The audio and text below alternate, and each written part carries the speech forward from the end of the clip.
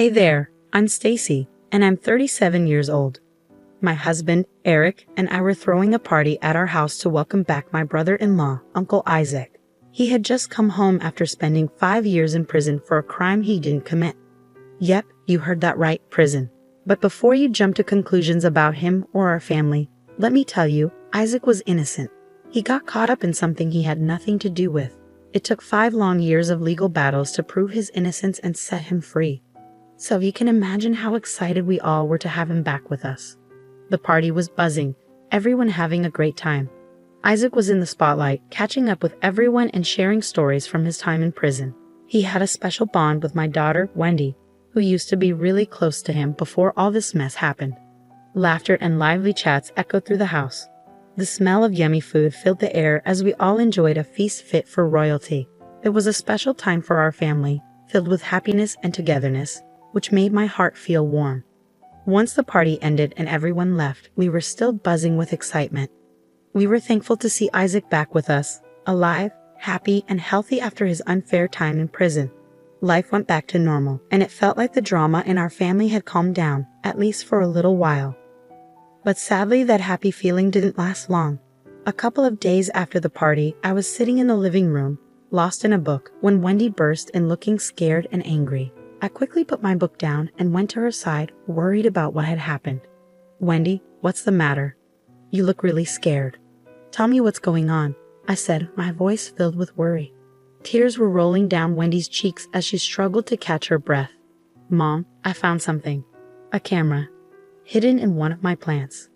My heart raced and I felt a surge of fear. A hidden camera in my daughter's room. It made my blood boil. But I had to stay calm for Wendy. We hurried to her room, my mind racing with questions. And there it was, tucked away among the leaves of her favorite plant. A tiny camera, invading her privacy. How long had it been there? I felt a mix of disgust, fear, and anger rising inside me. I wasted no time and called Eric right away, my voice shaky with a mix of feelings as I shared the shocking news. "Eric, you won't believe what I just found out. There's a hidden camera in Wendy's room. We need to act fast." Eric sounded both concerned and furious. "I'm coming over, Stacy. We're not going to let this slide. Our daughter deserves her privacy, and whoever did this will pay for it." While we waited for Eric, Wendy clung to me, her tears soaking my shirt. She blamed herself for not noticing the camera sooner, but I assured her it wasn't her fault. I promised to support her through this unsettling situation. When Eric arrived, his eyes reflected our emotions, anger barely contained beneath a calm surface. We carefully examined the camera, searching for any clues that could lead us to the person responsible. It was a betrayal of trust that hurt deeply, and we were determined to uncover the truth. The invasion of our safe space shattered the feeling of security we had worked so hard to build for our family. We needed to take action quickly, not only to protect our daughter, but also to restore our peace of mind. If there was one hidden camera in Wendy's room, who knew how many more might be lurking elsewhere in our home? "Don't worry, Wendy. We won't stop until we find out who did this," I reassured her. "Thanks, Mom. Can I please nap in the guest room?" "I don't feel comfortable in mine right now, and I'm really tired," Wendy asked. "Of course, sweetheart. You do what you need to feel safe." "I'm so sorry this happened," I replied gently. Wendy headed to the guest room, likely wanting some time alone after her privacy had been violated. I couldn't shake off the feeling of malice. Who could do something like this? We decided to review the footage, gather any evidence we could find, and involve the authorities if necessary. Nobody messes with our family like this. Though I was shaken, I found comfort in knowing Eric and I were on the same page. We sat together in the quiet of our living room, the seriousness of the situation weighing heavily on us. Our minds raced, trying to figure out who could have planted the camera in Wendy's room. As we talked it through, one name kept coming up: Isaac. I broached the subject carefully, trying to keep my voice steady. The timing is hard to ignore. The camera was likely planted during the family gathering, and who had the opportunity? Isaac. "Stacy, you can't seriously think Isaac would do something like this." "Yes, he's had his problems, but he's not a creep. He's my brother, for crying out loud," Eric protested. I understood Eric's reaction completely. Family bonds are strong, and suspecting a relative of such a violation feels almost unthinkable. But I couldn't ignore the clues that seemed to point towards Isaac's involvement during the family gathering. Gathering my thoughts, I spoke softly but firmly. Eric, I know it's tough to consider, but we have to face reality. Isaac spent a lot of time with Wendy at the gathering, which suggests he may have had some interest in her. Plus, he just got out of prison. People change, and their experiences can influence their actions. Our priority is to protect our daughter, even if it means questioning those closest to us. Eric looked weighed down by the situation, torn between loyalty and the evidence. Eventually, he nodded slowly, his voice filled with a mix of resignation and discomfort. I don't want to believe it, Stacy, but you're right. The timing and circumstances are hard to ignore. We have to find out the truth for Wendy's sake. The idea of confronting Isaac about the betrayal weighed heavily on our minds, but we knew it was necessary. The safety of our home and our daughter depended on it. As we braced ourselves for the tough conversation ahead, we promised to approach it with care and empathy. Finding the truth was crucial not just for our own peace, but to protect Wendy from any further harm. Days passed, and Eric struggled with conflicting feelings, loyalty to his brother versus the nagging suspicion in the back of his mind. The tension strained our relationship with Isaac and cast a shadow over our family as we grappled with uncertainty. A plan started to take shape in my mind. Risky, but it felt necessary to catch the culprit. I shared my idea with Eric, suggesting that hosting another family gathering could be the key to uncovering the truth. Think about it, Eric. Whoever planted that camera might try to retrieve it during another family event. This gathering, meant for bringing us together, could give us the chance to catch them in the act. Eric hesitated, still torn between his loyalty to his brother and the need to uncover the truth. But as I explained the urgency of our situation, he eventually agreed that we had to explore every option before getting the authorities involved. It was a tough choice, but necessary to protect our family and regain our sense of safety. I called Tina, Isaac's wife, to propose the idea of another family gathering. Hey Tina, we were thinking of having another family get-together. Are you and Isaac free to join us? Tina's response was surprisingly enthusiastic. She eagerly accepted, expressing her excitement for another gathering. It struck me as a bit odd, since she was usually more reserved, but I brushed it off, thinking she was just happy for family time. With the plans in motion, Eric and I focused on getting everything ready. Our home buzzed with anticipation and tension. We checked every corner for signs of intrusion, aiming to create a sense of normalcy while secretly preparing to catch the culprit. The stakes were high as the day of the gathering drew near, and our family's future hung in the balance. I felt a mix of nerves and determination. We were stepping into the unknown, but we were prepared to face whatever came our way to keep our daughter safe and our home secure. When the day arrived, our home filled with familiar faces once more. Excitement buzzed in the air, but underneath tension simmered. Uncle Isaac, ever charming, greeted everyone warmly, but Eric and I couldn't shake our suspicions. They loomed over us, casting a shadow on the festivities. To ensure Wendy's safety, we made the tough call to keep her away from the gathering, arranging a sleepover with a friend without revealing our concerns. With her gone, our focus sharpened, and we kept a watchful eye on anyone near her room. As the party started, laughter and chatter masked our true intentions. Eric and I played the part of hosts while secretly watching for any suspicious behavior. Our detective skills were in full swing. As the night went on, the music and dancing created a lively atmosphere, masking our true intentions. But amidst the celebration, I couldn't ignore Tina's strange behavior. She kept excusing herself, rushing off to the bathroom with an unusual urgency. My instincts kicked in, and I couldn't shake the feeling that something wasn't right. Driven by curiosity, I decided to approach her. When Tina headed towards the bathroom once more, I followed quietly, my heart racing. But instead of going inside, she turned and entered Wendy's room. Panic surged through me. I knew I had to confront her, to uncover the truth behind her actions. Stepping forward, I called out her name, my voice tinged with both accusation and concern. Tina, what are you doing in Wendy's room? Startled, Tina spun around, her eyes darting around the room as if searching for an escape. But there was no escaping the truth.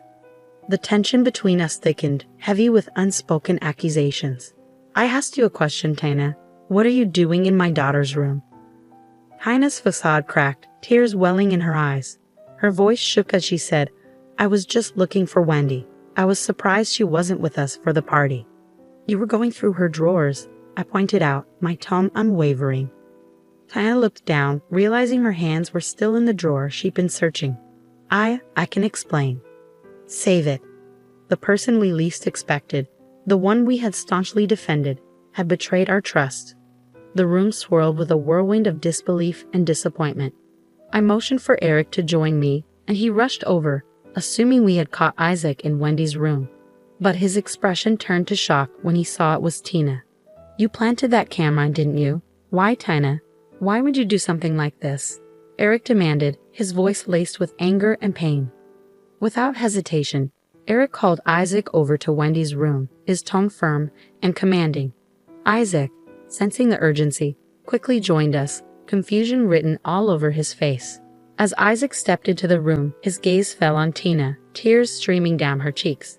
Before anyone could say another word, Eric quietly closed the door, shielding the rest of the party from the unfolding drama. Taking a deep breath, I steadied my voice as I began to explain everything.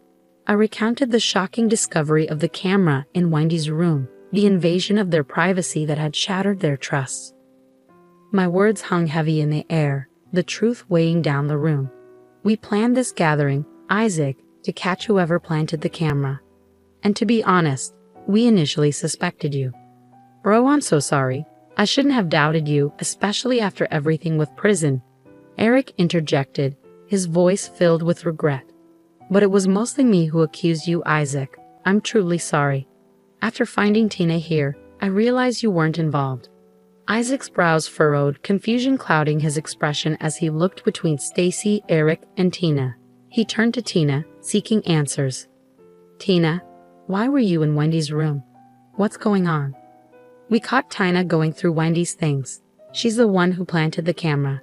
Now that everyone's here, Tina, you need to explain yourself. Why would you do something like this?" Tina's eyes darted around the room, searching for support, but Isaac's shock mirrored the confusion in the room. He couldn't understand why Tina would do something so invasive, especially to her own family. Okay, you got me. Yes, I planted the camera in Wendy's room. I was just coming to take it back." "We already know that.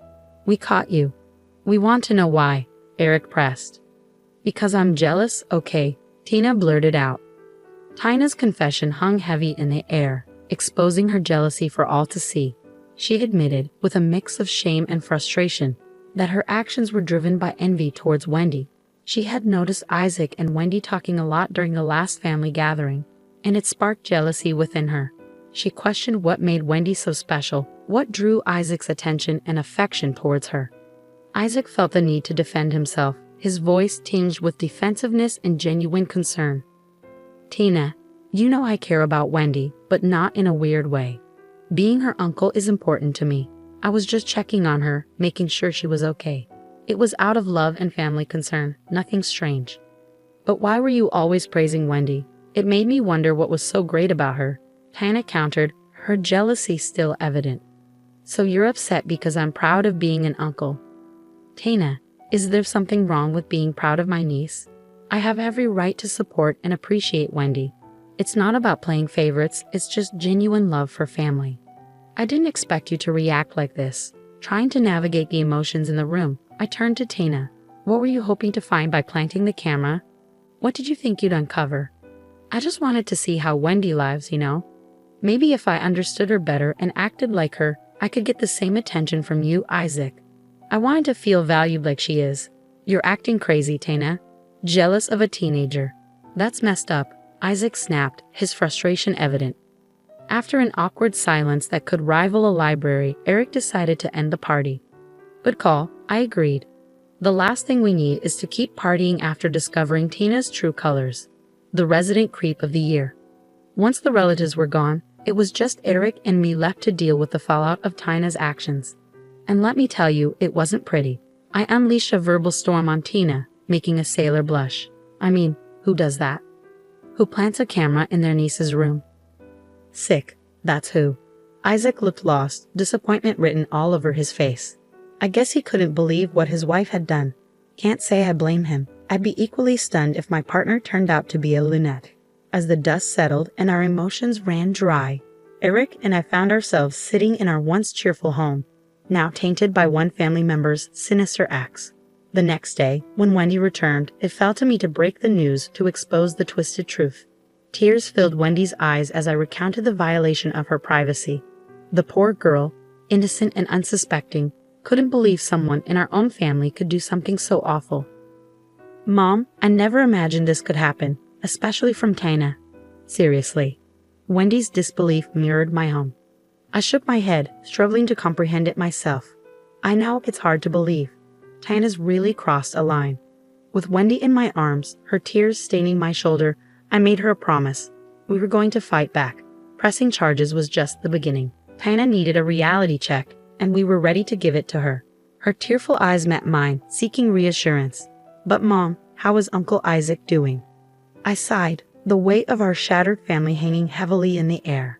"Honestly, he's struggling. It's hard for him to celebrate his freedom knowing he's married to someone who's acted so terribly." "So, are they getting a divorce?" "I don't know, sweetheart. I hate what she's done to us." "Me too. But right now, our priority is your safety. We're getting a restraining order against Tina so she won't come near you again."